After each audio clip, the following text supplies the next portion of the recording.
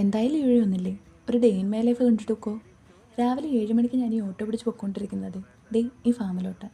ഇവിടെ നമ്മളെ ഡിപ്പെൻഡ് ചെയ്ത് ജീവിച്ചു പോകുന്ന കുറച്ച് കക്ഷികളുണ്ട്, കുറച്ച് കോഴിയും മീനും അങ്ങനെയൊക്കെ. ഈ മീനാണ് നമ്മുടെ area. Basically I M A bachelor of fishery science graduate.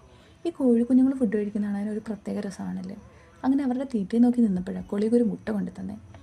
ഈ നിന്ന് പോകുന്നവൻ്റെയും അവൻ്റെ പങ്കാളിയുടെയും സംഭാവന. എല്ലാവർക്കും ഫുഡ് കൊടുത്ത് ഞങ്ങൾ അടുത്തടുത്തോട്ട് പോയി. ഇത് ചാണകം കലക്കി വെച്ചേക്കുമല്ല കേട്ടോ, ഇതാണ് സ്പൈറലിന. ഞാൻ ഈ നെറ്റുമായിട്ട് നോക്കിയിരിക്കുന്ന എന്താണെന്നോ, ഇവരെ പോലെ കുളത്തിലേക്ക് എടുത്ത് അടിച്ചെത്താൻ ക്ഷണിക്കപ്പെടാത്ത ചില അതിഥികളുണ്ടാവും, അവരെയാണ്. ഇത് കാണുമ്പോൾ എന്തെങ്കിലും ഓർമ്മ വരുന്നു. എനിക്ക് നട്ടം തിരിയുന്ന എൻ്റെ ജീവിതമൊക്കെ ഓർമ്മ വരും. ഇതാണ് നമ്മുടെ അജിറ്റേറ്റർ.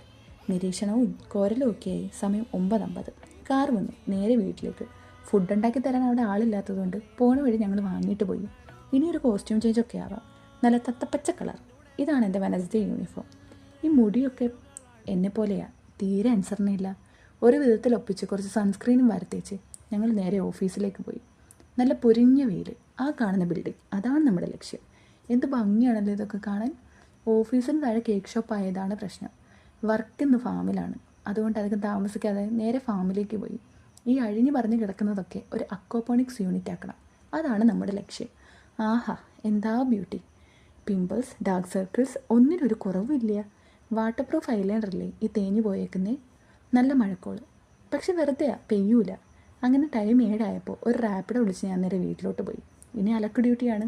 അലക്കി വിരിച്ചൊക്കെ കഴിഞ്ഞപ്പോൾ വാച്ചൂമണൊക്കെ ഒരു കപ്പക്കിഴങ്ങ് കൊണ്ട് തന്നു. ഇനി ഒരു കുളി പാസ്സാക്കണം, എന്താ ഒരാശ്വാസം. കുളിച്ച് മുട്ട കഴിക്കാൻ ഓർത്തപ്പം ദാണ്ടടാ മുട്ടയ്ക്കൊരു കളർ വ്യത്യാസം. എന്ത് ഇപ്പം ഉണ്ടായി? അത് പോയി. ഇനിയിപ്പോൾ ലേറ്റാക്കണ്ട. പാൻ, ഓയിൽ, എഗ്, കുറച്ചധികം പെപ്പർ, നല്ല അമീബ പോലത്തെ മുട്ട, ഒരു രസത്തിനെതിരെ യോഗട്ട് ഇരിക്കട്ടെ സൈഡിൽ.